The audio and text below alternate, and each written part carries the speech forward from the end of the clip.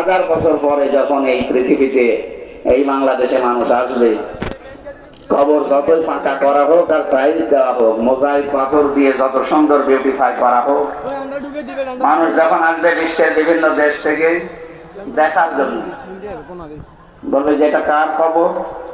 আমার মনে হয় ওই সময় মানুষ বলে ফেলবে যেটা শয়তানের কবর। কারণ ওর কাজ ছিল 14টা আর একটা 15টা, কিন্তু আর এক কাঠি বেশি, তার মানে এ শয়তানের উপরে হবে। আবু জেহেলকে যদি জিজ্ঞাসা করা হতো যে এই যে আকাশ জমিন সূর্য চন্দ্র কে বানিয়েছে, আবু জেহেল কার নাম বলতো বলেন তো? নাকি ও কোনদিন বলেছে যে না মা দুর্গা? বলেন তো এর কাজ কারবার আবু জেহেলের চাইতেও খারাপ। আবু জেহেল যে আল্লাহর নাম বলতো এটা কোরআনে আছে এক জায়গায়।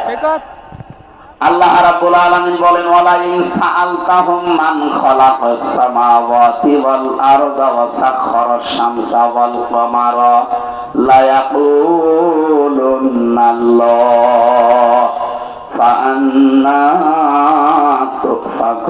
তুফাকুন। আমি এক জায়গায় বললাম, এরকম 8টা জায়গায় পুরা কোরআন না। আল্লাহ পাক বলেন হে নবী, আপনি যদি আবু জেহেলকেও জিজ্ঞাসা করেন, এখানে যদি হোম আছে জমির, এটা এখানে আলেম যারা আছে তারা জানবেন। আল্লাহ আবু জেহেলের নামটা সরাসরি কোরআনে দেয়নি, ইনডাইরেক্ট দিয়েছেন। একজনের নাম সরাসরি দিয়েছেন, তার নাম আবু লাহাব। এই লোকটা আপনজন হওয়ার পরে এত বেশি কষ্ট দিয়েছিল, আল্লাহর আরশ পর্যন্ত তার উপরে কেঁপে গিয়েছে। আবু জেহেল আপন চাচা না, ও গ্রাম সম্পর্কে চাচা ছিল। এখান থেকে একটা মাসলা বের হয়, আপনজন যারা এরা যদি কষ্ট দেয় ইসলামের কারণে, ওটা কিন্তু দাগ কেটে থাকে। কথা বুঝতেছে? আপনজন যদি বেশি কষ্ট দেয় ইসলামের কারণে, আল্লাহর কারণে, ওটা কিন্তু আল্লাহ মুছে দেয় না, এটা দাগ কেটে থাকে। আবু জেহেল কষ্ট দেয়নি তা না, ও বহু কষ্ট রসুলকে দিয়েছে, কিন্তু ও আপন না, গ্রামের চাচা। আপন যেটা, আপন রক্ত যেটা, আবু লাহাব এও কষ্ট দিয়েছিল। আল্লাহ এত বেশি রাগ করেছেন, তার নামে একটা সূরা নাযিল করে দিয়েছেন, তাব্বাত ইয়াদা আবি লাহাবি ওয়া তাব্ব। আল্লাহ তাব্বাত ইয়াদুন দিতে পারতেন, তাব্বাত ইয়াদা দিয়ে বচন দিয়েছেন। শব্দটা তাব্বাত ইয়াদা নেই ছিল, এসাফতের কারণে ননটা পড়ে গেছে। রব্বুল আলামিন জানাতে চেয়েছেন আবু লাহাব কিন্তু এক হাত দিয়ে নবীজিকে পাথর নিক্ষেপ করেছিল।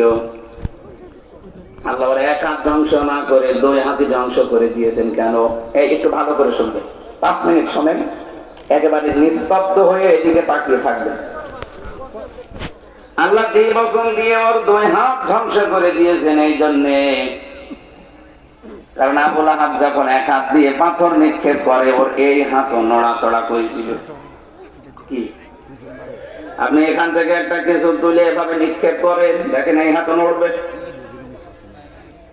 আল্লাহ জানাতে চেয়েছেন যদি ওই এক হাত দিয়ে নিক্ষেপ করেছিল, কিন্তু হাত এইটাও তো একটু সাপোর্ট দিয়েছে। কিয়ামত পর্যন্ত নবীর বিরুদ্ধে যারা অবস্থান নেবে, ডান হাতের মতো শক্তি দিয়ে, বাম হাতের মতো যারা পেছন দরজা দিয়ে নাড়াচাড়া দেবেন, তাদেরকেও আল্লাহ রাখবে না, দুনিয়ায় তাদেরকেও ধ্বংস করবে।